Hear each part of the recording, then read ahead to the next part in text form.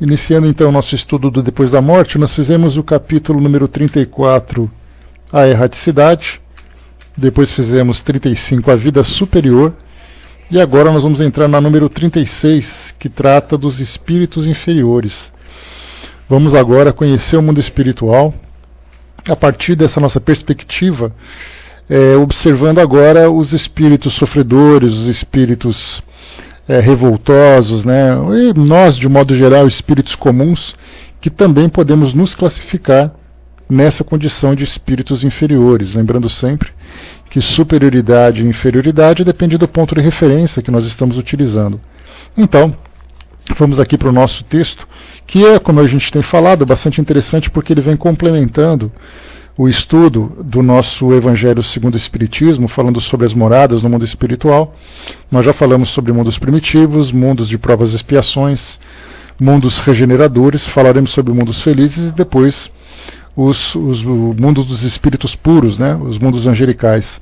Então, um livro complementando o outro, né, então isso é muito bacana, porque vai fazendo com que nós aprofundemos cada vez mais o nosso entendimento a respeito do mundo espiritual.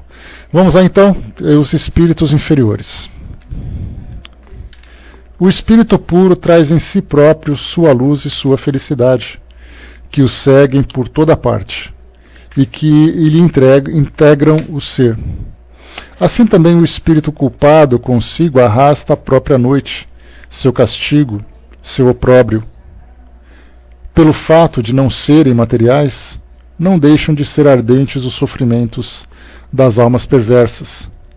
O inferno é mais que um lugar quimérico, um produto de imaginação, um espantalho talvez necessário para conter os povos na infância, porém que nesse sentido nada tem de real.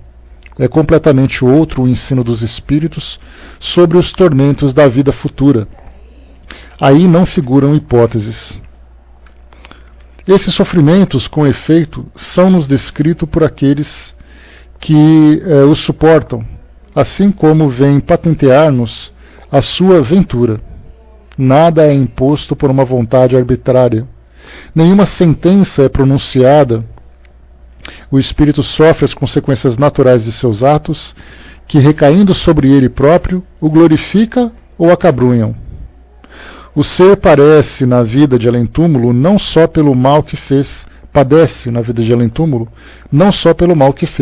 mas também por sua inação e fraqueza. Enfim, essa vida é obra sua, tal qual ele a produziu. O sofrimento é inerente ao estado de imperfeição, mas atenua-se com o progresso e desaparece quando o espírito vence a matéria.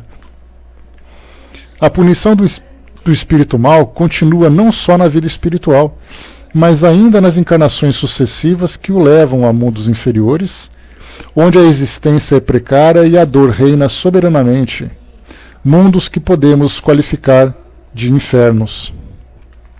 A Terra, em certos pontos de vista, deve entrar nessa categoria.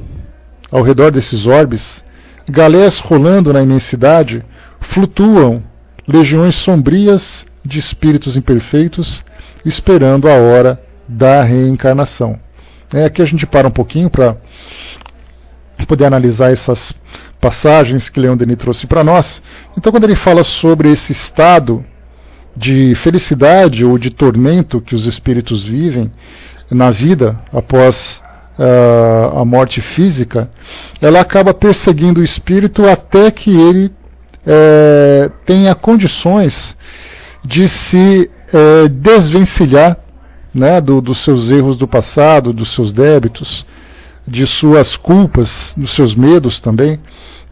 Então nós pensamos assim, que um espírito sofre, aí ele vai para o mundo espiritual, passa aquela fase de perturbação, aquela fase de tormento, e aí então depois ele se reequilibra e depois ele reencarna como um espírito comum. Como a gente já falou, né, o espírito ele vai evoluir dentro da sua condição de acordo com a perseverança, de acordo com a sua força de vontade, de acordo com suas conquistas. Nesse caso, nós temos muitos espíritos que demoram várias encarnações para que possa se reajustar perante essa lei de causa e efeito. Então o espírito desencarna numa condição de culpa, mas ele não aceita essa culpa. Então ele vive esse tormento, a sua programação reencarnatória chega e ele continua reencarnando sem admitir o erro que cometeu, porque ele acha que dentro da lei de justiça ele fez aquilo que era justo, ele conseguiu devolver o sofrimento que uma vez lhe impuseram e tudo mais. Então ele vai sempre alimentando, como a gente vê, né? Hoje a gente vai numa penitenciária e o fato de um indivíduo, por ter infringido a lei, estar preso, não significa que ele vai se considerar errado. Na verdade, ele vai admitir que errou porque ele está sendo punido por isso, mas intimamente não significa que ele vai deixar de fazer isso. Então, alguns espíritos se consideram inocentes. Ele vai dizer assim, olha, mas eu matei aquela pessoa porque ele matou alguém da minha família. Então, na verdade, a única coisa que eu fiz foi a lei de justiça para poder satisfazer a minha vingança, mas eu não sou um criminoso. Outros vão pensar de outra forma, vão dizer assim, olha, eu cometi aquele erro porque eu precisava, porque eu passava fome, então nesse caso eu não tinha outra escolha. E da mesma forma, aqueles que cometem um crime depois são presos, então ele vai dizer assim, olha, eu estou muito arrependido daquilo que eu fiz. Mas na verdade esse arrependimento, ele se dá exatamente porque ele foi preso. Como nós vemos hoje, nós temos hoje casos de crime na nossa sociedade, desses crimes de violência que nós temos hoje, nós temos crimes de corrupção. Então, na verdade, as pessoas só se arrependem do crime que cometeram, e nós estamos vivendo uma fase no nosso país em que nós temos visto isso com muita frequência, né, no meio político, no meio empresarial, até mesmo, né, nas ruas de nossas cidades, pessoas que estão sendo presas pelo fato de terem cometido esses crimes, e crimes graves.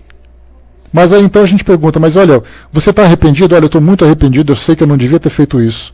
Mas se por acaso ele não tivesse sido pego, ele continuaria com aquela mesma conduta. Ele passaria a vida toda dele desfrutando daquela posição, daquela condição, sem preocupação com o certo ou com o errado. Ele até sabe que é errado. Mas a sua fraqueza moral, a sua fraqueza de caráter, infelizmente, acaba sendo muito mais intensa. Por isso nós vemos que, nesses casos, muitos espíritos desencarnam, mas desencarnam sabendo da culpa, sabendo do sofrimento, mas sem aquela reforma moral necessária para que o espírito possa, de fato, dar continuidade na sua evolução. Então aqui nós temos, né, como Leon Denis colocou, alguns espíritos, dependendo da intensidade da infração que praticou, ele vai então reencarnar em mundos inferiores. Que, como ele foi colocado para nós aqui, né, mundos que podemos qualificar de infernos. Isso porque mundos primitivos, como a gente já lembrou, imaginemos se nós hoje saímos do século XXI, que nós vivemos hoje, e pudéssemos, de repente, assim, olha, o seu castigo vai ser voltar no tempo 2000 anos. E você vai nascer lá naquela região da Germânia, onde os germanos, que eram aqueles povos bárbaros, estão vivendo.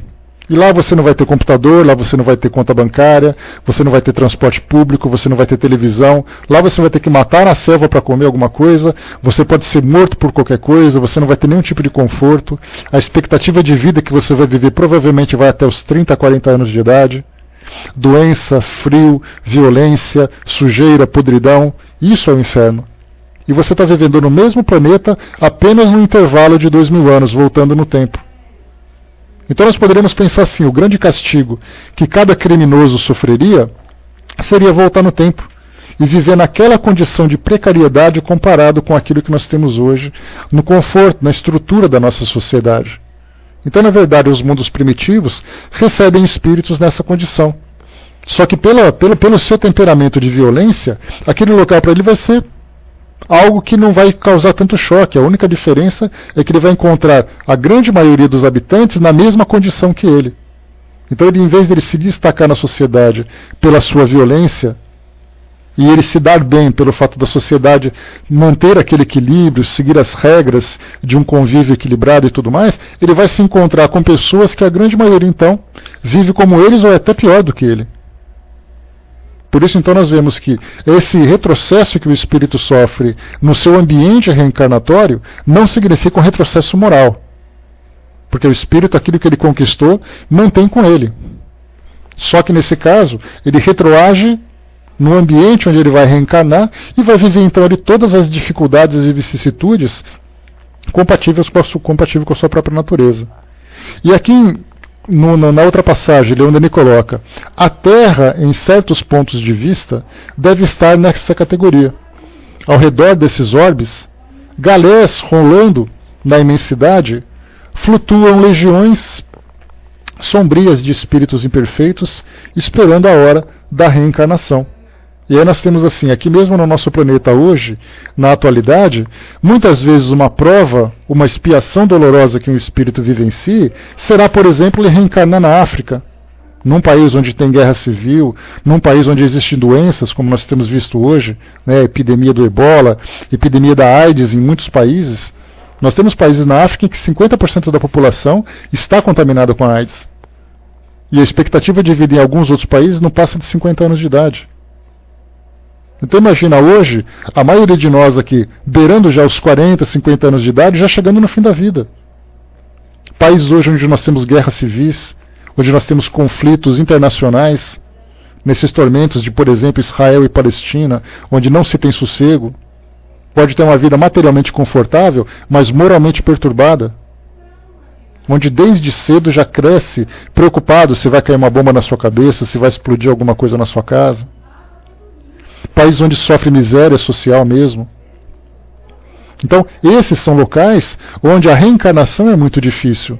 E muitos desses espíritos que estão ali naquela última chance, naquela última tentativa de progredirem aqui no nosso planeta, reencarnariam nesses ambientes difíceis, para que sejam estimulados a modificarem a sua conduta, o seu comportamento. Já aqueles que não têm mais compatibilidade de continuar aqui vivendo entre nós, certamente serão ali emigrados para outros mundos mais primitivos do que o nosso planeta. Continuando. Vimos quanto é penosa, prolongada, cheia de perturbação e angústia, a fase do desprendimento corporal para o espírito entregue às suas paixões. Aqui ele fala da desencarnação propriamente dita. Aquele espírito que teve ali a morte do seu corpo físico, começa então a adentrar o mundo espiritual, mas ele recusa-se a se liberar daquilo que para ele é importante, aqui no mundo material, o ambiente onde ele se encontra, as pessoas com quem ele convive, as sensações de que ele desfruta, o patrimônio que ele construiu. Então o espírito não quer de jeito nenhum. Muitas vezes, aliás, a grande maioria das vezes, se dá exatamente pelo medo do desconhecido. Já que a sua crença, a sua vida se pautou exclusivamente naquilo que o mundo físico pode oferecer, você ser separado daquilo que você conquistou. Para ir para alguma coisa que é fantasiosa, alguma coisa que é mística no mundo espiritual, então o espírito resiste e muito, e essa resistência provoca, inevitavelmente, um grande sofrimento. Para outros espíritos, ele sabe que ele morreu, ou ele sabe que está morrendo, ele sabe que ele vai para o mundo espiritual, seja lá no que ele acredite, mas o que é importante para ele é aquilo que ele está deixando. Então ele não aceita essa libertação, não aceita essa separação. E ele resiste então. E essa resistência, a gente lembra sempre, ela é muito perturbadora. Exatamente porque o corpo físico... Para a gente falar um pouquinho sobre isso, estudando um pouco sobre biologia. No momento em que você retira uma fruta do pé, daquele momento em diante aquela fruta já começa a morrer, porque ela para de receber a alimentação necessária para o seu desenvolvimento. No momento em que o animal é abatido para servir de alimentação, um peixe, um frango, um bovino, qualquer animal que seja, no momento do abate a sua carne começa a entrar em decomposição, exatamente pela falta de nutrientes que ela tem. Então nós utilizamos processos físicos e químicos para retardar essa decomposição. É o caso, por exemplo, dos refrigeradores. O frio faz com que esse processo de decomposição seja retardado, assim como o calor faz com que ele seja acelerado. No caso, a gente utiliza para o cozimento, né? E aí então entra aquela questão de pressão, de temperatura e tudo mais. Então, nós temos ali esses processos.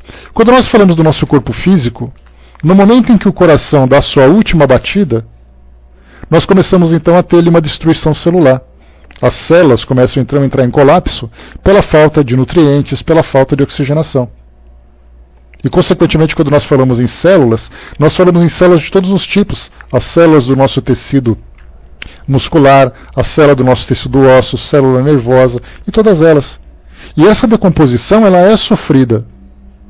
se houvesse uma sensação para que pudéssemos descrever essa morte celular que vai acontecendo aos poucos, nós veríamos que isso é extremamente doloroso. E o espírito vinculado a esse corpo físico, ele sente essa decomposição.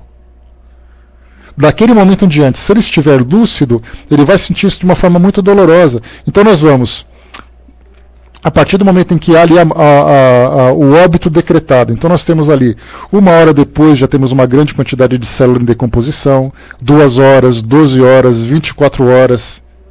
E aí já começa a sentir aquele cheiro que normalmente nós ouvimos nos documentários, assistimos nos filmes e tudo mais. O espírito vinculado a esse corpo físico, ele começa a sentir detalhadamente cada uma dessas impressões.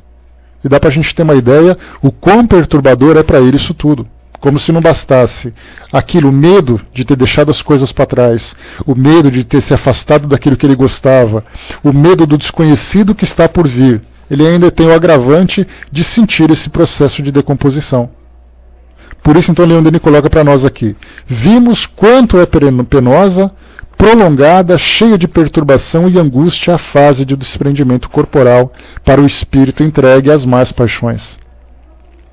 As más paixões, só o fato de estar vinculado às paixões normais já é algo perturbador.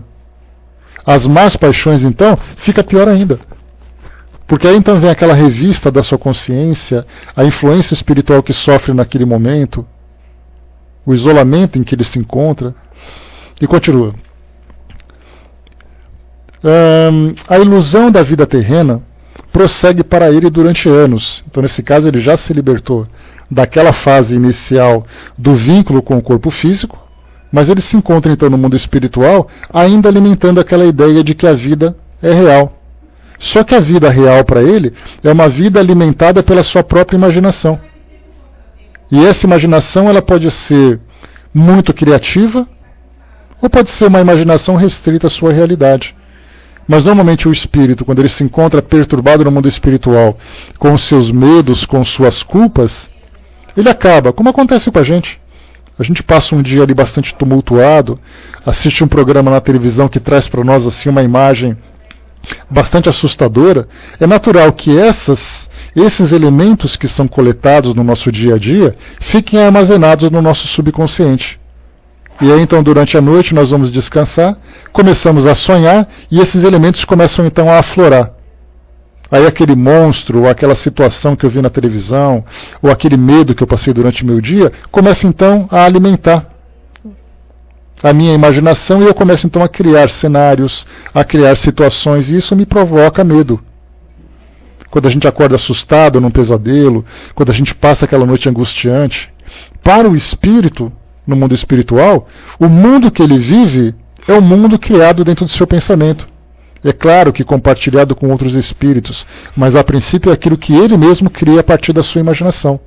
Então ele começa, como aconteceu nos pesadelos, a alimentar as suas ideias a partir dos seus medos, das suas culpas, a partir daquela expectativa que é causada ao chegar no mundo espiritual. Então ele começa a criar para ele mesmo um inferno que ele não compreende. E ele fica se perguntando, mas o que eu fiz para merecer isso? Por que Deus está me castigando? Porque é exatamente a ideia que nós temos. Eu tive uma vida tão boa, por que Deus está se vingando de mim agora? Sendo que, na verdade, como os espíritos nos orientam, nós simplesmente deixamos aflorar aquilo que nós armazenamos dentro de nós mesmos.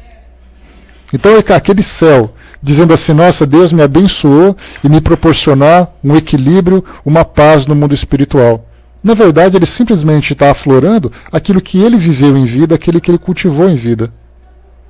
Então aquela tranquilidade, aquela felicidade, aquela paz de consciência, a amizade que ele cultivou, tudo isso é para ele elementos que faz com que ele então pinte a sua imaginação, pinte a sua visão do mundo espiritual. E é claro que ele vai se deparar com uma realidade, mas o seu estado íntimo vai então fazer com que ele sinta essa tranquilidade. Continua para nós aqui.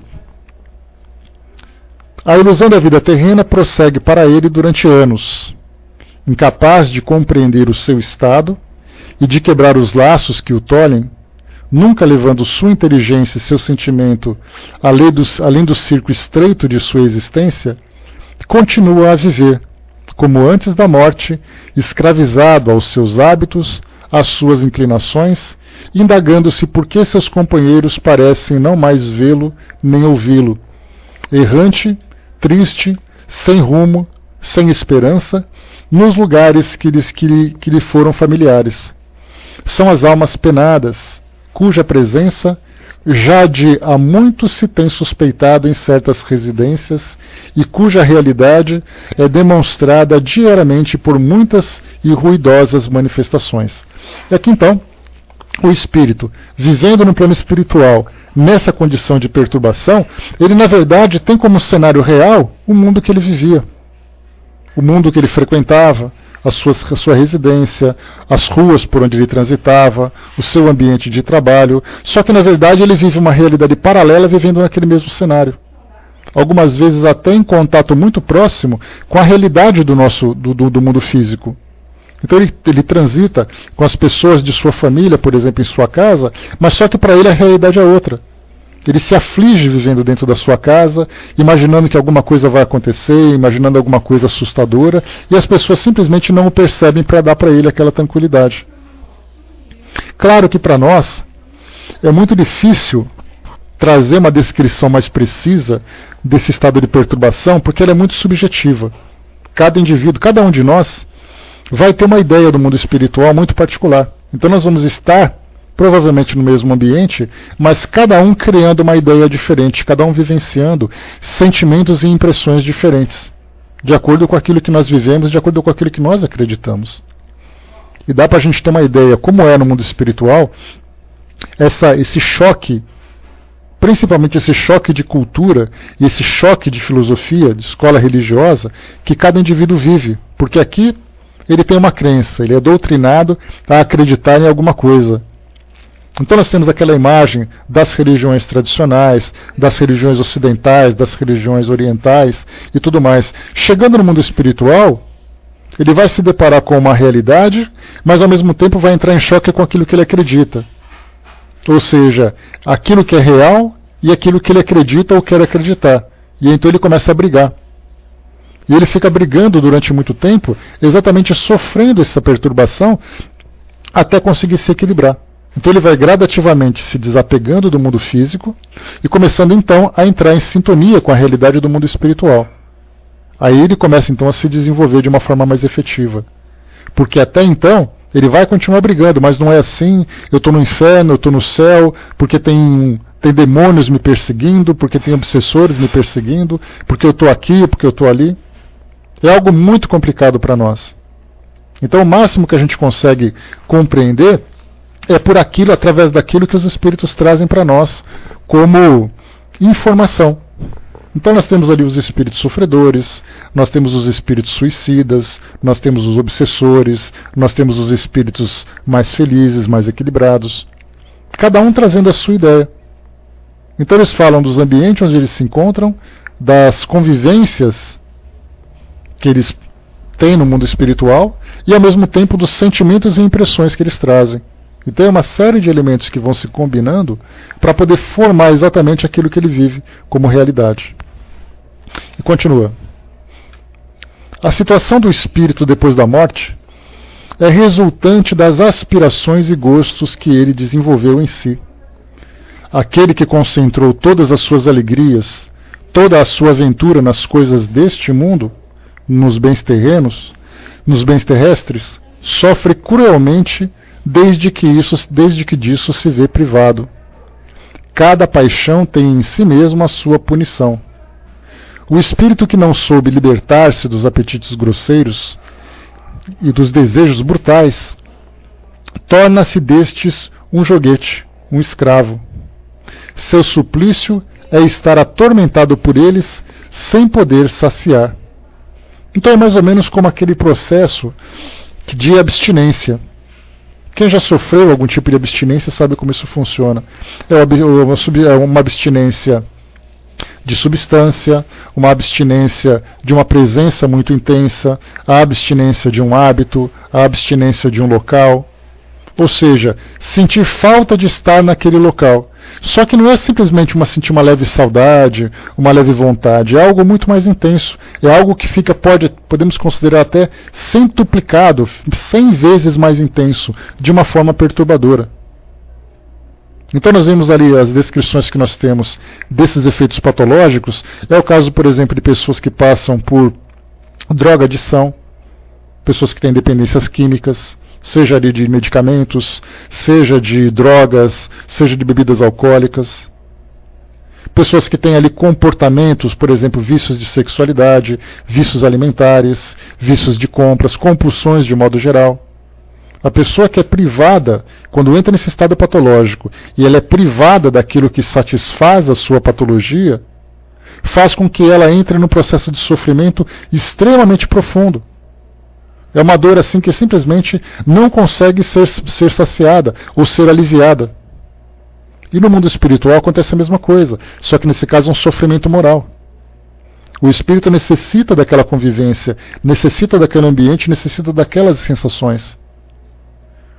No caso, por exemplo, para a gente poder ter uma ideia, vamos pensar no alcoolismo. Alguém que faz uso do álcool, ele é uma substância que acaba depois afetando o seu organismo, principalmente o seu sistema nervoso, provocando ali algumas sensações, aliviando outras impressões negativas.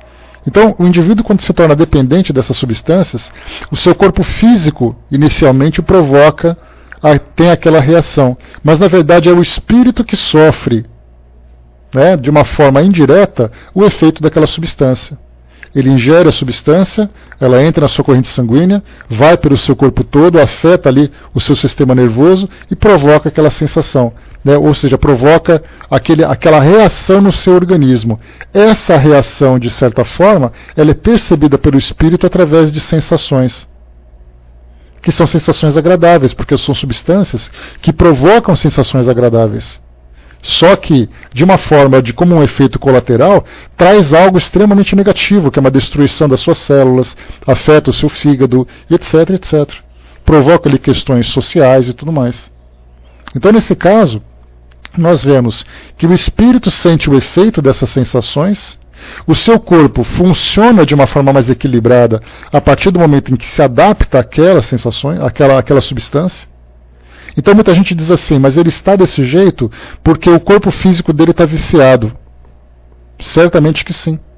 Existe ali a dependência química do seu organismo, mas o espírito também fica dependente das sensações que são provocadas no seu organismo. E nesse caso, quando ele desencarna, ele continua ainda tendo necessidade daquelas sensações. Isso acontece, por exemplo, para aqueles que são fumantes, para aqueles que são alcoólatras, para aqueles que fazem uso de medicamentos, para aqueles que fazem uso de drogas. Até mesmo sensações, nós sabemos disso. Até mesmo de outros tipos de comportamento, de conduta. No caso, por exemplo, de exercícios físicos, tem pessoas que são dependentes de exercícios físicos, porque provoca no nosso corpo a liberação de substâncias que dá aquela sensação de prazer.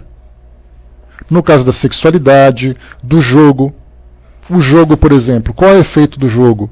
Aquela expectativa, o prazer de ganhar, a frustração de perder, esse tipo de reação de comportamento provoca no nosso organismo também a liberação de substâncias que nos dá um tipo de satisfação, um tipo de angústia. E o espírito fica dependente dessas sensações. Podemos ver então que, nesse caso, é o corpo que é viciado no jogo? Não. Porque o corpo não entra no indivíduo, não entra no organismo do indivíduo. Mas as sensações de expectativa, de derrota, de vitória que o jogo provoca, faz com que o seu organismo libere substâncias que para ele é importante.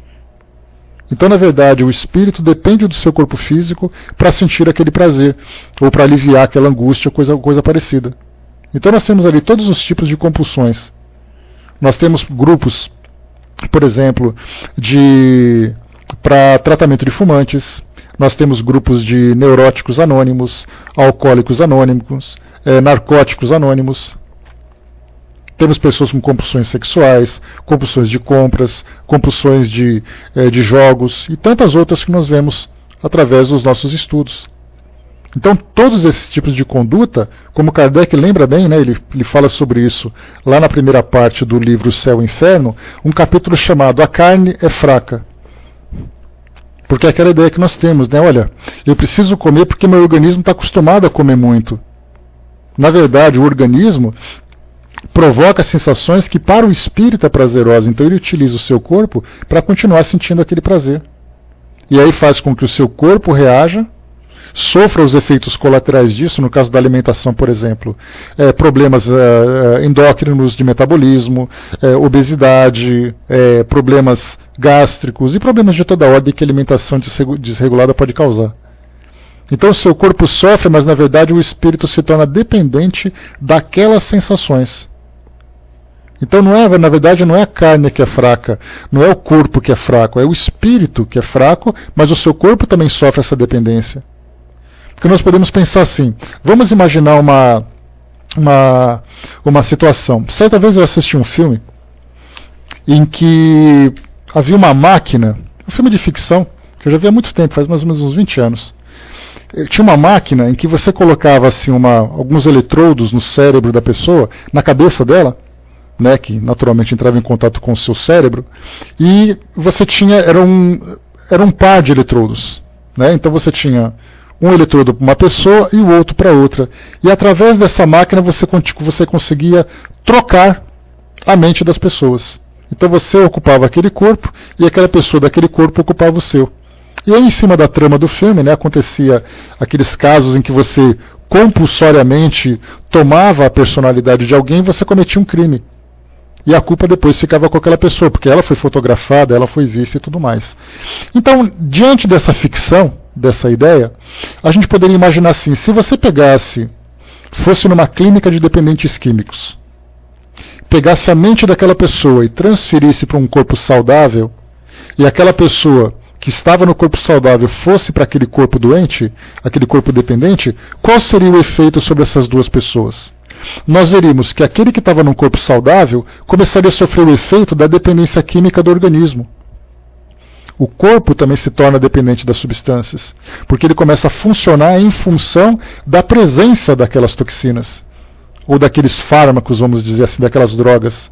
Enquanto que o outro que estava no corpo doente, foi para o corpo saudável, ele vai começar a sentir a falta das sensações que aquele corpo pode proporcionar.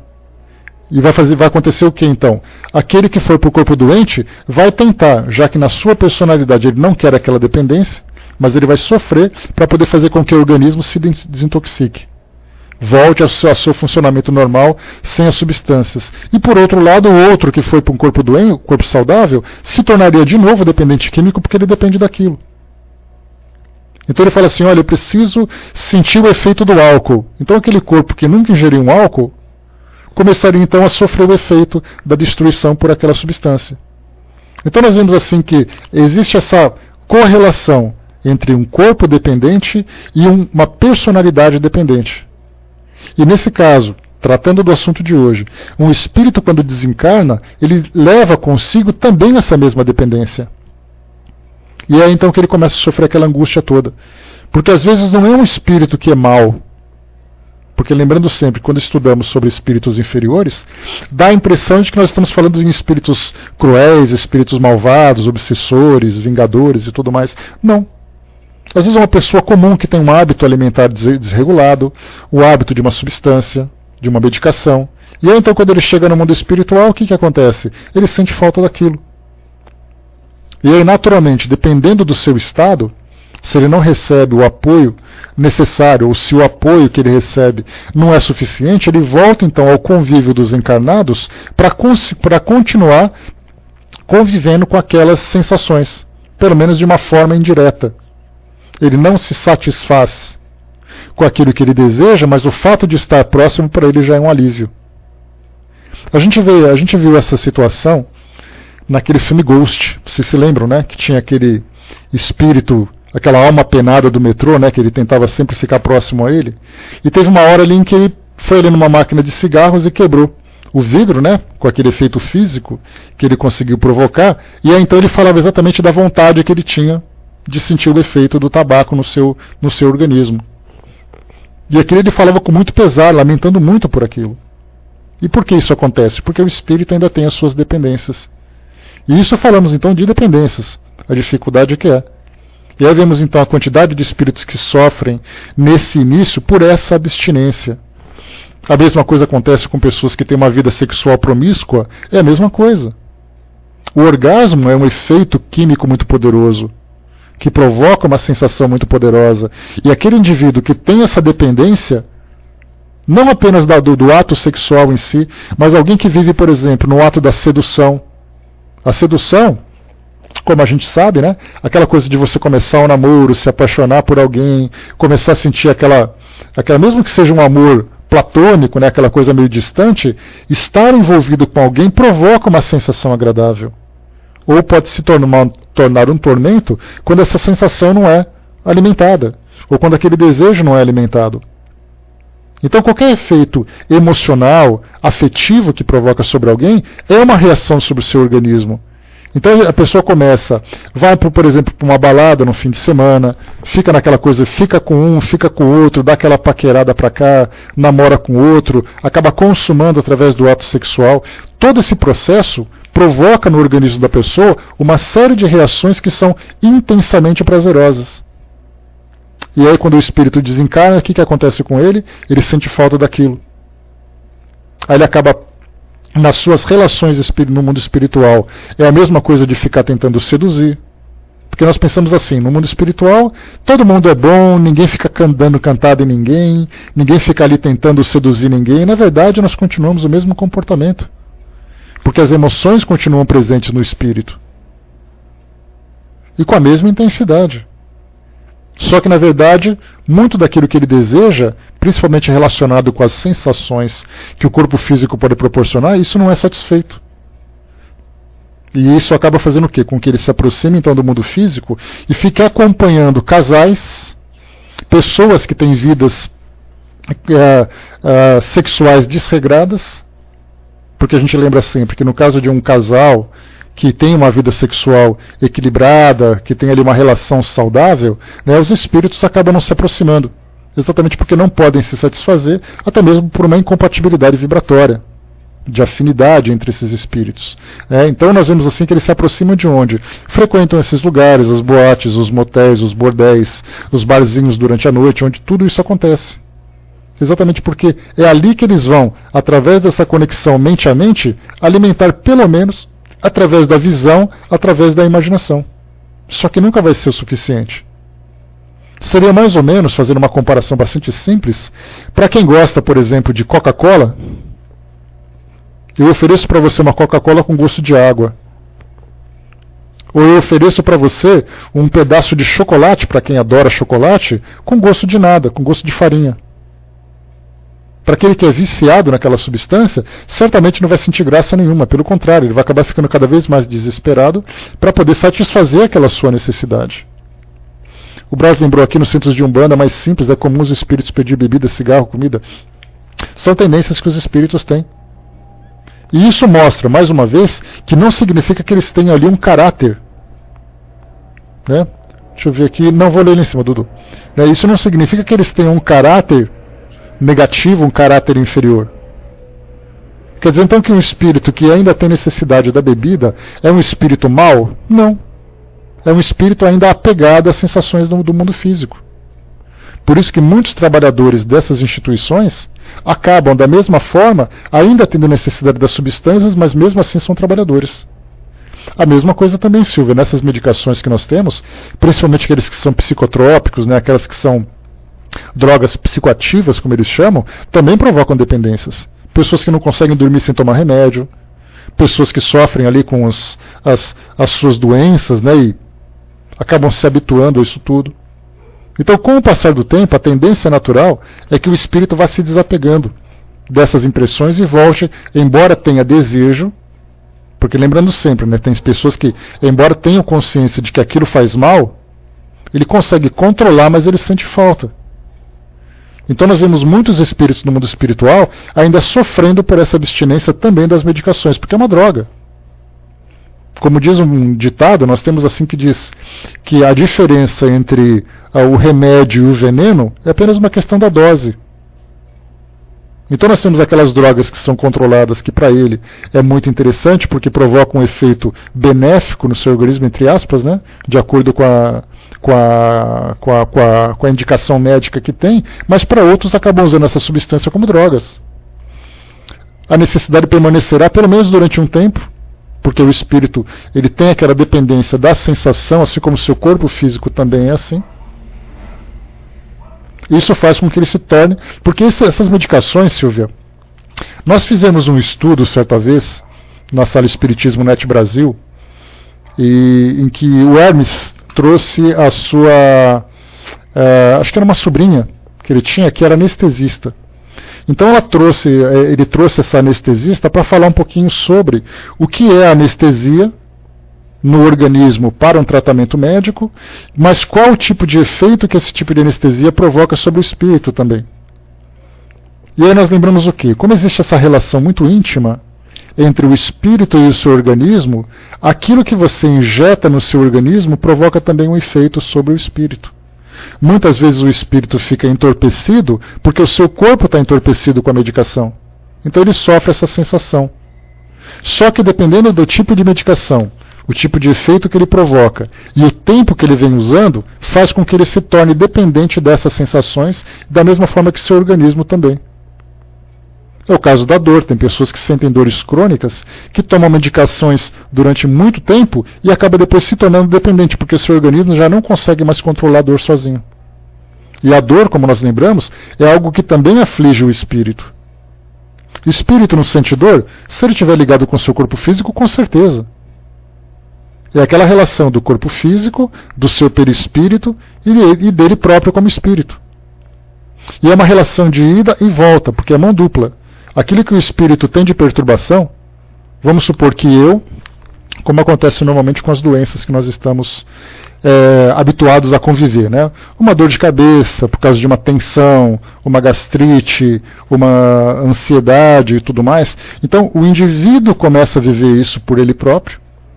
Eu estou preocupado, eu estou muito nervoso, consequentemente esse meu desequilíbrio mental, emocional, acaba se refletindo no meu perispírito, que vai para o meu corpo físico. E eu começo a sentir dores, começo a ter taquicardia.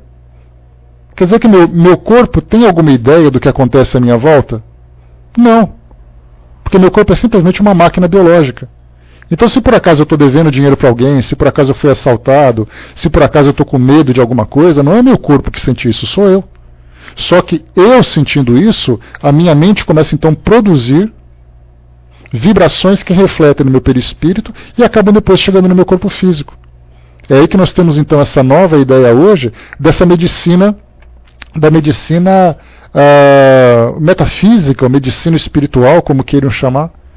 Porque aí então vai fazer com que o tratamento recaia sobre o perispírito e sobre o espírito, para que o seu corpo físico possa se restabelecer. E aí então ele não vai sentir mais dores, ele não vai ter, por exemplo, taquicardia. Como acontece? Vamos, por exemplo,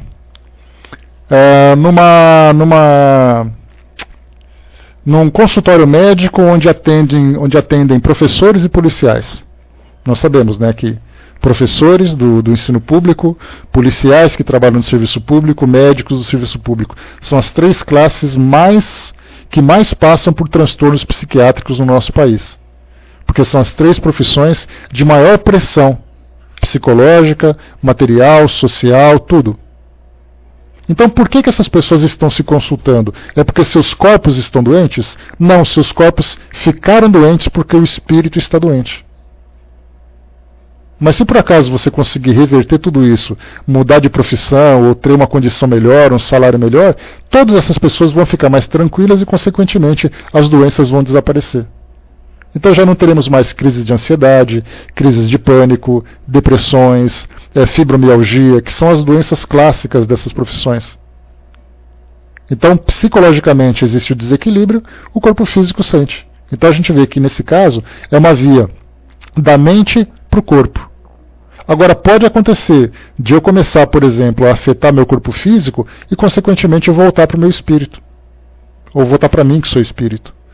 Deixa eu ver aqui. Se é assim, todos ficarão como espírito dependente. Mas existe uma diferença, Silvia, quando você utiliza aquilo por uma necessidade e você se habitua a usar aquela medicação para aquele indivíduo que sofre por uma dependência. Então, voltarmos para o mundo espiritual, todos, sem exceção, passaremos por essa fase de adaptação. Nós vamos sentir, por exemplo, fome, vamos sentir frio, porque isso é uma sensação que nós, mentalmente, estamos habituados a alimentar. No caso de calmantes, se ele tem um transtorno mental, que é o caso, por exemplo, de um transtorno psicológico, emocional e tudo mais, o espírito indo para o mundo espiritual, ele não vai se tornar calmo porque ele saiu do corpo físico. Ele vai continuar sofrendo aquele transtorno. E aí, então, se ele... Para que serve o calmante? Como o próprio nome diz, significa, é uma medicação que traz a calma. Mas ele traz a calma para quem? Para o seu corpo físico ou para o espírito?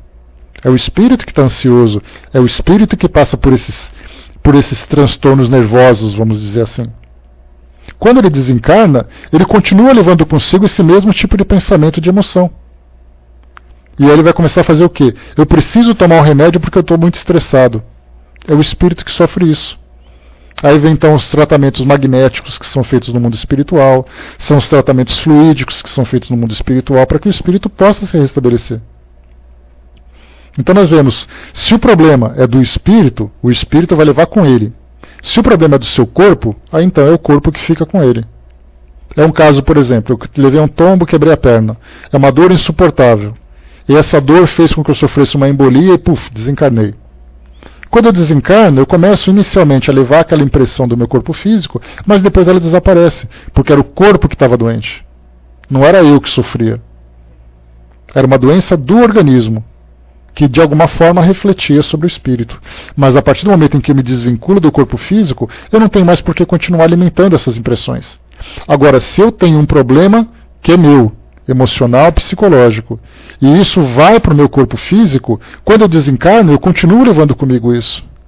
Então aquela pessoa que toma o calmante, que toma um psicotrópico para poder aliviar essas tensões, na verdade ele está tentando resolver os problemas que são efeitos colaterais.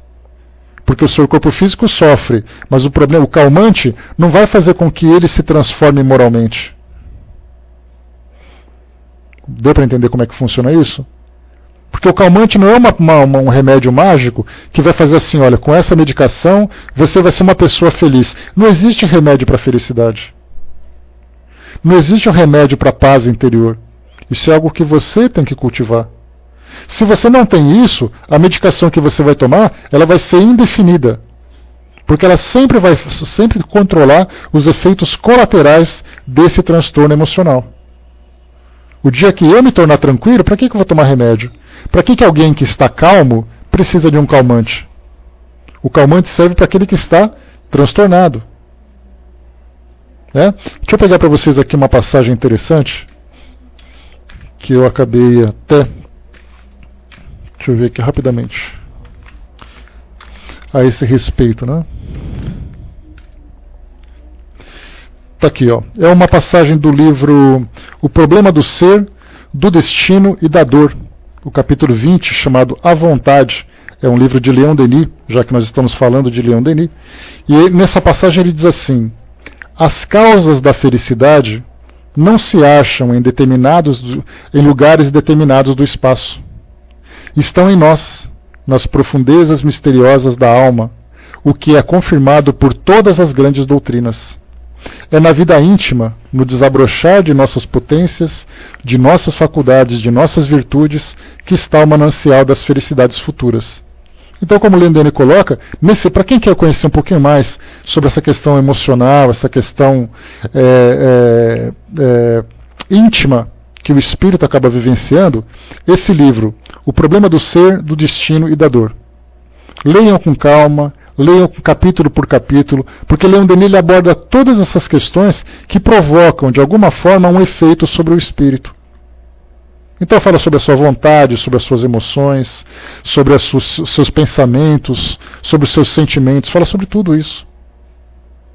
No caso também nós temos o Joana de Ângeles, que também tem livros interessantes, apesar de uma linguagem um pouco mais complexa, mas ainda assim bastante produtiva. né? Deixa eu lembrar aqui o livro dela. Me ajuda a lembrar o livro de Joana de Ângeles, que fala sobre essa parte das emoções. Que me fugiu agora. Deixa eu procurar aqui. Conflitos existenciais, lembrei aqui. Esse livro também é excelente. Ele fala exatamente isso. Quais são os conflitos existenciais? É tudo aquilo que está desequilibrado em mim, que de alguma forma me provoca um tipo de perturbação aqui no mundo físico. Aí quer dizer então que quando eu desencarnar, eu não vou mais sentir esses conflitos existenciais? Pelo contrário, muitas vezes ele pode se tornar muito mais intenso. Enquanto o espírito não resolver aquele problema que existe dentro dele mesmo, ele vai continuar convivendo com isso. Só que no mundo espiritual as medidas são diferentes para que ele possa retomar esse equilíbrio. Para alguns espíritos, quando ele se liberta, nós não temos casos, por exemplo, os mais drásticos, os mais intensos, que é o caso dos suicidas. O suicida, quando chega no mundo espiritual, ele tem vontade de morrer ainda? Claro que tem. Porque, na verdade, não importa onde ele se encontra, o desejo de desaparecer é fazer com que a dor que ele está sentindo desapareça, aquela dor moral desapareça. Então nós temos espíritos que cometem o suicídio, indivíduos que cometem o suicídio, chegam no mundo espiritual, porque a nossa visão é assim, quando você comete suicídio, o espírito fica preso ao seu corpo físico, fica vinculado, né, pelo seu perispírito, ele sofre as decomposições, ele sofre os tormentos, mas ninguém se pergunta, mas aquilo que ele sentia, que fez com que ele cometesse o suicídio, aquilo desapareceu? Não, pelo contrário. Tem espíritos que querem cometer suicídio. Porque, na verdade, o suicídio é uma medida que vai fazer o seguinte: eu vou acabar com a minha vida e nada mais disso vai me afetar. É o pensamento que ele tem. E aí, então, ele vai acreditar que ele vai ficar... Ele não apenas vai dormir para sempre, mas muitos acreditam que vão simplesmente desaparecer pelo fato de se destruírem. A autodestruição é uma forma de você fugir da realidade. Só que ele chega no mundo espiritual, continua sentindo as mesmas frustrações, os mesmos medos, agravados por todos os efeitos físicos e perispirituais que são pertinentes a essa escolha que ele fez, a essa situação. Então, na verdade, ele acaba potencializando as mesmas e muito mais, Silvia. Porque no mundo espiritual, o espírito, tendo uma consciência maior do que fez, ele acaba abrangendo, né, tendo assim, abraçando tudo aquilo que ele fez, com as consequências do passado, com as consequências do presente, do futuro. E é por isso que todo mundo fala, né, os espíritos comentam, que é indescritível a dor de um suicida. Não é pelo fato dele ter destruído o corpo físico dele. O corpo físico dele ter sido destruído é secundário. Por tudo aquilo que a gente viu, porque ele vai ficar preso ao seu corpo físico, o corpo físico vai apodrecer, não sei o que, não sei o que. Isso é secundário. Aquilo que acontece na mente do espírito suicida é algo que a gente, por mais criativo que a gente seja, por mais profundamente que a gente viaje nessa ideia, a gente nunca vai conseguir imaginar o que é. Porque é uma dor que é potencializada, mas é uma dor moral. E como se não bastasse, na sua preparação para as próximas reencarnações, ele vai sofrer o efeito da destruição do perispírito que ele provocou e vai reencarnar trazendo ainda os transtornos que o levou a isso. Não apenas remorso, Dudu. Remorso é culpa. Ele vai continuar ainda vivendo aquilo que fez com que ele cometesse o suicídio. Vamos pensar, por exemplo, num caso. Eu tive um amigo muito querido, há mais ou menos uns 20 anos. Ele acabou, por causa de uma frustração amorosa, ele acabou assassinando a namorada, a noiva na época, que tinha terminado com ele, e em seguida ele cometeu suicídio. Isso numa rua pública, numa via pública, né? E isso foi acontecendo, foi para televisão e tudo mais, uma coisa que nos chocou bastante naquela época. Então, pensar assim, nossa, tal pessoa cometeu esse tipo de ato, né? Coisa que a gente não imaginava, porque era do nosso convívio. Então a gente pensa assim, ele chegou no mundo espiritual, o ato que o fez cometer o suicídio foi exatamente uma frustração amorosa. Ele foi para o mundo espiritual, continuando sentindo ainda o abandono, a falta da noiva, toda aquela perturbação que ele acabou sofrendo. As suas próximas reencarnações, provavelmente, e isso acontece com uma grande frequência nos espíritos que cometem esses atos, ele vai continuar numa reencarnação não apenas com o ato, no caso ele acabou cometendo suicídio com um tiro, né? Então ele vai sofrer o transtorno físico, pelo fato de ter perturbado o seu perispírito, destruído ali aquela parte do seu perispírito, né? Pensando dessa forma, mas muito mais do que isso, ele não vai ser alguém que reencarnou com um problema físico, ou até mesmo um problema intelectual pelo fato de ter destruído o seu cérebro. Ele vai continuar ainda sofrendo aquele vazio interior que nada pode preencher, que é a falta daquela namorada, é a falta daquela relação, é a falta daquele sentimento. Tudo isso acaba acompanhando o espírito no mundo espiritual, e como o Leon Denis colocou para nós aqui, isso o acompanha durante muito tempo até que ele resolva essa questão.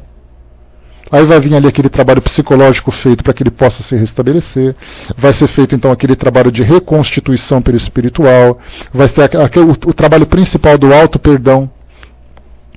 Então se a gente acha que é uma coisa simples, não, ele foi para o mundo espiritual, ele reencarna e resolve. Não resolve não. Nós temos problemas ali que vão de 2, 3, 4 encarnações para que o espírito possa chegar num ponto normal para a partir dali começar a se desenvolver. Para a gente poder ver assim a intensidade do que é o espírito transtornado chegar no mundo espiritual. Dona Dimi colocou, né? E muitas vezes pode acontecer. Aconteceu com Dona Ivone do Amaral Pereira. Né? A Dona Ivone, nós temos o que ali? Ela teve 3 encarnações seguidas de suicida. 3 encarnações. Nessa 4ª, ela não só conseguiu resolver as suas questões, embora muitas vezes pelas dores que ela sofreu, pelas frustrações, ela poderia ter vontade de acabar com tudo de novo, porque ela era reincidente. Mas ela foi perseverante porque ela tinha um acompanhamento espiritual muito forte, tinha um propósito existencial muito profundo, e acabou desencarnando como sendo essa referência para nós de uma grande médium, de uma grande conhecedora. Mas nós não imaginamos o que passava dentro dela na sua intimidade. Algo extremamente profundo. A Dona de mim colocou lá, né, eu só não entendo o tratamento no mundo espiritual, já que temos que reencarnar para evoluir, aprender e entender. E pelo pouco que eu sei, a nossa cura depende somente de nós. Gostaria muito de entender. É tudo o que acontece, né, Dona de mim? Quando se fala sobre o mundo espiritual, nós temos o apoio para que a gente possa se restabelecer. Então o mundo espiritual vai fazer aquele tratamento psicológico, tratamento fluídico. Nós teremos ali, por exemplo, o espírito acessando as informações que estão ali armazenadas na profundeza da sua mente, lembrando de encarnações anteriores, lembrando de relações, situações, problemas que ele viveu no passado.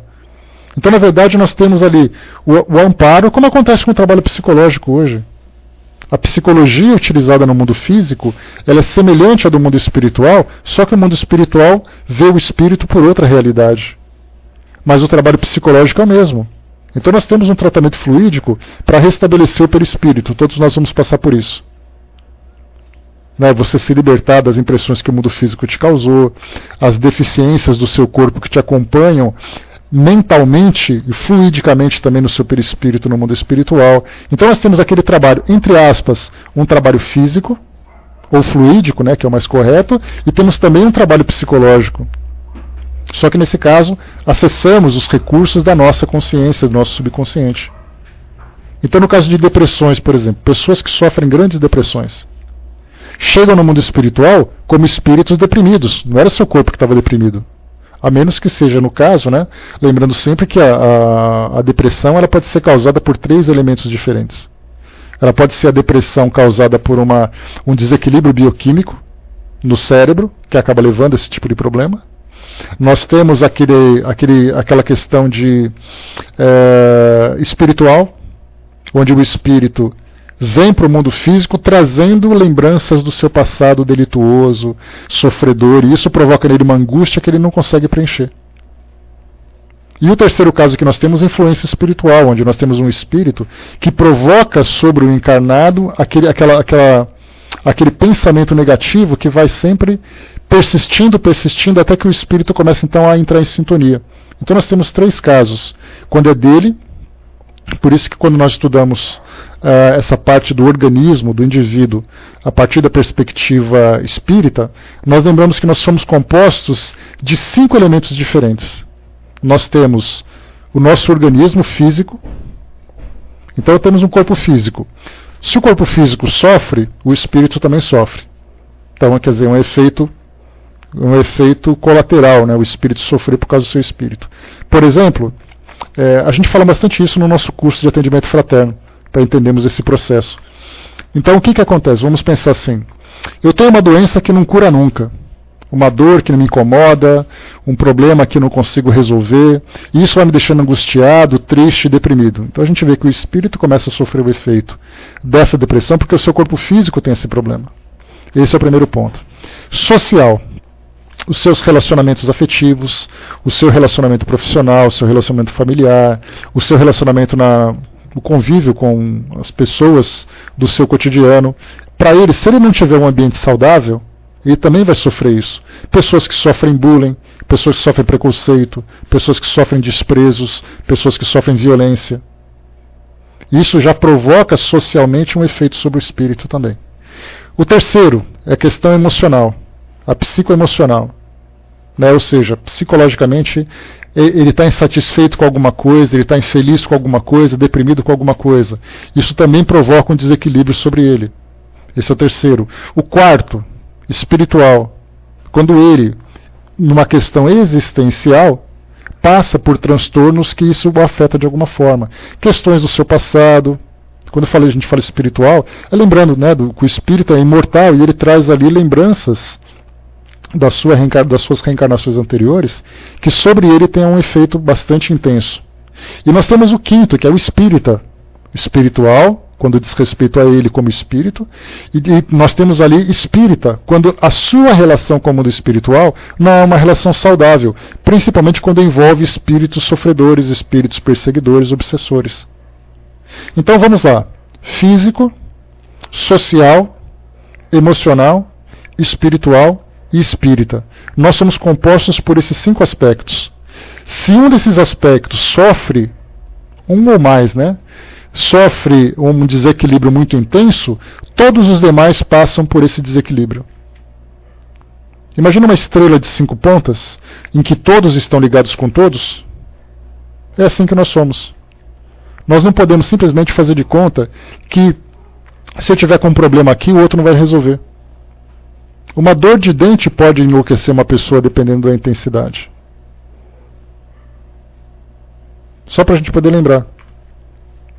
Me recordo que na Copa de 1970, eu não estava lá, porque eu tinha 1 ano nessa época, mas eu lembro de ter lido coisas sobre isso. Uma das grandes preocupações da seleção brasileira na época, da comissão técnica, principalmente o departamento médico, era fazer com que todos os jogadores fossem submetidos a uma avaliação médica e odontológica. Porque uma dor de dente naquela época, já que nós não tínhamos uma saúde pública tão presente, a própria odontologia não era tão preocupada em fazer esse trabalho de prevenção, então muitos jogadores que tinham ali saíram das camadas mais populares da sociedade, crianças que eram pobres, que jogavam bola e acabavam depois ascendendo na carreira, muitos desses jovens que iam jogar na seleção brasileira chegavam com problemas dentários. E eles perceberam que esses problemas dentários acabavam afetando o desempenho dos atletas. Numa questão física, porque era uma dor que não incomodava, porque trazia ali um efeito colateral de uma má alimentação, e também um efeito psicológico negativo. Porque não conseguia dormir direito, passava o dia irritado, passava o dia aborrecido, aquela dor de dente que incomodava. Uma simples dor de dente poderia interferir no desempenho do atleta. E isso a gente pode trazer para o nosso cotidiano. Você tem aquela dor de dente que te irrita o tempo todo, você chega em casa, briga com todo mundo, chega no trabalho mal-humorado, não dorme direito. Olha só o efeito cascata que isso vai provocando. Então, o que nós temos que lembrar sempre é isso. Nós somos seres muito complexos. E por isso a nossa reencarnação também é muito complexa. Deixa eu voltar um pouquinho aqui, que a gente já está acabando. A gente ficou só nesse bate-papo, li aqui meia dúzia de parágrafos e já parou por aqui. Deixa eu voltar um pouquinho aqui que vocês colocaram. Deixa eu ver aqui.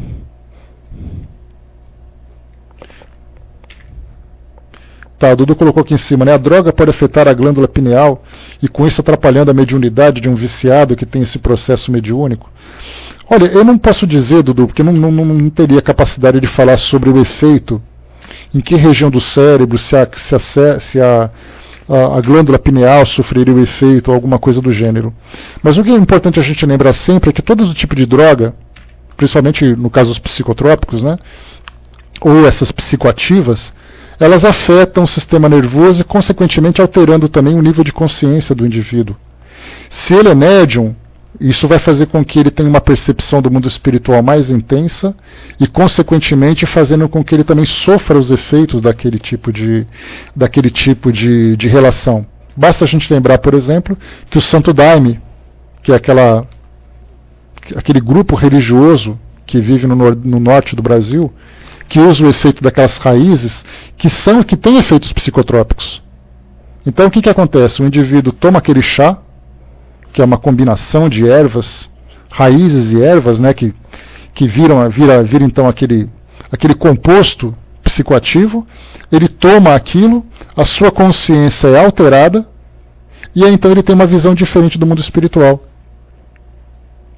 Eu me lembro que contei para vocês já, de um sacerdote, eu não me lembro se ele era da igreja católica ou anglicana lá na Inglaterra, mas ele trabalhava para o National Geographic. E ele fazia viagens pelo mundo, porque ele era um estudioso de religiões, e ele viajava por várias partes do mundo para conhecer as religiões. Então ele esteve aqui no Brasil estudando sobre o Espiritismo, estudando sobre o Santo Daime, esteve lá no Tibete estudando sobre o Budismo, e todas as regiões do mundo ele visitava. E ele foi então para a Amazônia. Não me lembro se ele estava em Belém ou se ele estava em Manaus, não me recordo onde ele estava. E aí então ele foi para um grupo, lá no meio da selva, e ele então tomou o Santo Daime. Tomou aquele chá. Aí ele tomou o chá, ele falou, não estou sentindo nada. Aí foi passando um tempo, ele falou assim, olha, eu estou começando agora, é uma coisa de uns 15, 20 minutos depois, estou começando a sentir uma certa euforia. E eu estou olhando assim para as plantas, eu percebo assim que parece que as plantas têm assim uma aura em volta dela, a folha não é mais o verde que eu via, é um verde mais luminoso. Eu olho assim para o fim dessa estrada, parece que a estrada está mais profunda e coisa e tal. Então começou a provocar nele um certo efeito. Né? E esse tipo de efeito, se a pessoa tem uma certa sensibilidade, ela começa a ter uma percepção diferenciada do mundo espiritual, coisa que normalmente no seu estado natural ela não faria. É o que acontece, por exemplo, dos pajés, que acabam, através da inalação, né, de substâncias, de ervas, que são fumadas, acabam fazendo com que ele também entre em contato com o mundo espiritual. Que tipo de contato que é esse? Não deixou não, Cinizinha. Que tipo de percepção de contato que é esse? Nada mais é então do que uma alteração da sua própria consciência.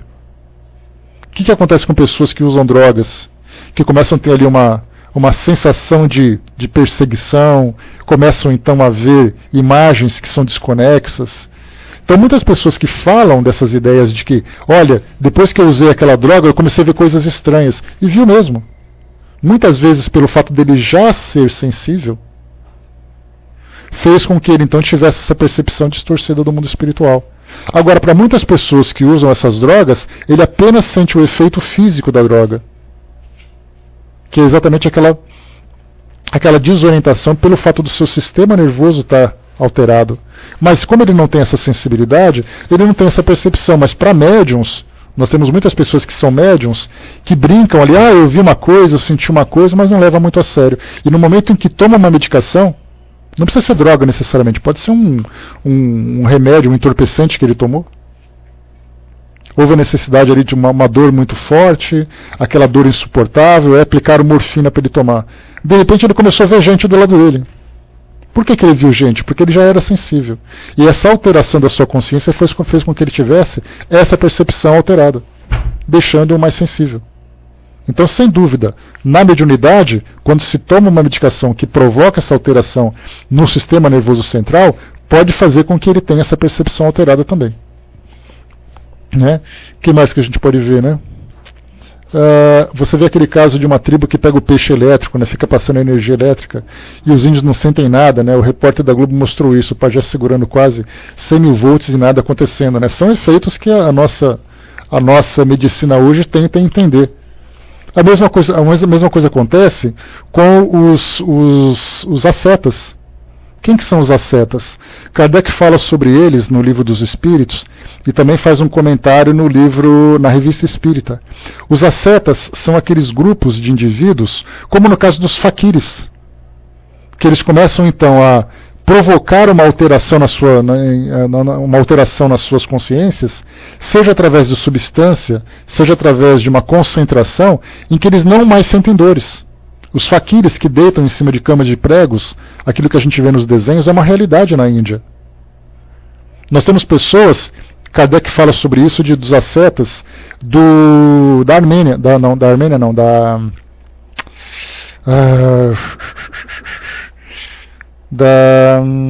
norte da África, meu Deus do céu, esqueci o nome daquele país, da Argélia, né? Na Argélia tem um grupo de ascetas que Kardec fez ali uma pesquisa e publicou na Revista Espírita. Eles se cortavam com caco de vidro, se furavam com pregos e não sentiam dores.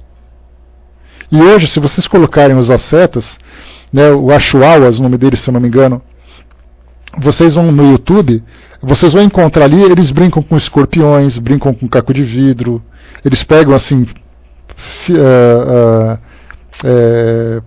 pontas de ferro, furam a bochecha dos dois lados e eles simplesmente não sentem dores. Por que isso tudo? Porque mentalmente eles conseguiram neutralizar as sensações do corpo físico. Isso é uma coisa meio maluca, né? Tem gente que faz isso, mas da mesma forma que nós temos profissionais que através da hipnose, vi uma reportagem de um dentista que tratava a pessoa pela hipnose. Ela ficava hipnotizada, ele fazia um tratamento ali de canal, a pessoa não sentia dor. Então a gente vê que o poder que a mente tem sobre o organismo e vice-versa o poder. Isso, fura a bochecha, eles enfiam de um lado e enfiam do outro e sai do outro. Hoje nós temos esses jovens que colocam essas coisas na orelha, coloca piercing, né? Tem um pessoal meio maluco ainda hoje, né, que adora sentir dor, né? Mas vai lá. Cada um, né? O Brás colocou aqui, né, que vivenciei o Santo Daime, mas só o tempo está encarregado de mostrar a realidade desse chá, né? Pois é. Mas já estudaram e perceberam que ele tem substâncias que são psicotrópicas, sem dúvida. Né? Aqueles aros no pescoço, né? Mas esse caso do Aras não é uma coisa tão chocante, é uma coisa que vai se prolongando com o tempo, né, Silvia? Já no caso desses ascetas, é diferente. É algo que eles fazem, que eles acabam depois neutralizando essas sensações. Né? Para a gente fechar aqui, né, tem gente que tem uma quantidade de adrenalina no corpo e essas não sentem dores. Né? Tem uma amiga que tem isso, nunca sentiu dor, né? Médio no centro que frequenta. Mas não precisa ir muito longe, Dudu. Basta lembrar que tem gente tem atleta que está jogando bola, naquela correria da adrenalina do jogo, o cara cai e se machuca. Né? Quando começa a baixar a adrenalina, a dor vem de uma forma muito intensa. Tem pessoas que estão fazendo alguma coisa, se corta, relatos de soldados que vão para a guerra e se machucam naquela correria toda e quando passa está cheio de estilhaço na perna, levou um tiro e não sentiu. Então isso é muito comum. São os efeitos das substâncias sobre o nosso corpo, sempre provocado pela nossa mente. E a mente que faz isso, né? Ela é o tempo todo, então isso pode, sem dúvida, né? Uma alteração no organismo dela. Então são os fenômenos que a medicina vai estudando. Tá. Bom, pessoal, fechando por aqui o nosso estudo de hoje, né? Nós paramos aqui nessa primeira parte, na primeira página aqui do nosso estudo, a gente nem conseguiu se aprofundar muito, né? Mas eu espero que isso que a gente trouxe de introdução, a gente vai colocar isso como introdução, né? Sobre aquilo que o espírito sofre de acordo com as experiências físicas e espirituais que ele tem, a forma como ele chega ao mundo espiritual. E como a gente pode observar, como o nosso mundo hoje é um mundo bastante tumultuado, dá para perceber que a esmagadora maioria de nós vai retornar ao mundo espiritual sofrendo os efeitos dessa perturbação, ainda que seja por um período pequeno. Então essa fase inicial de chegar no mundo espiritual, se desprender das preocupações, das emoções que são desequilibradas e tudo mais, é algo que todo mundo sofre inicialmente. Depois ela vai se normalizando conforme a gente vai se adaptando à realidade do mundo espiritual. Agora, um espírito que desencarna levando essas emoções desequilibradas de uma forma patológica, esse vai demorar um pouco mais de tempo. Né? Mas a gente lembra sempre que o mundo espiritual está sempre preocupado em fazer com que a gente retome a nossa evolução. Então, se muitos não conseguem fazer isso no mundo espiritual, ele vai reencarnar, utilizando a reencarnação como medida terapêutica. Então vai ser aquela pessoa que reencarna vivendo uma reencarnação difícil, mas que para ele, essa dificuldade que ele vive, não é nada comparado com aquilo que ele vivia no mundo espiritual em termos de perturbação. Então sempre tem medidas do mundo espiritual que a gente não conhece, mas que certamente a gente vai conhecer né, se a gente tiver interesse em aprender isso quando chegar do outro lado. Então, tenhamos isso em mente, né, tem muita coisa para a gente aprender. Essa questão da mente é muito complexa, nós temos espíritos que são extremamente conhecedores, né, estudam profundamente essa questão da mente, e certamente ali eles conhecem mistérios que para nós está longe de qualquer fantasia que a gente possa criar. Então, fechando por aqui, pessoal, o nosso trabalho de hoje, né? Eu vou passar então para o nosso amigo J. Francis, que vai fazer para nós aqui o encerramento, e daqui a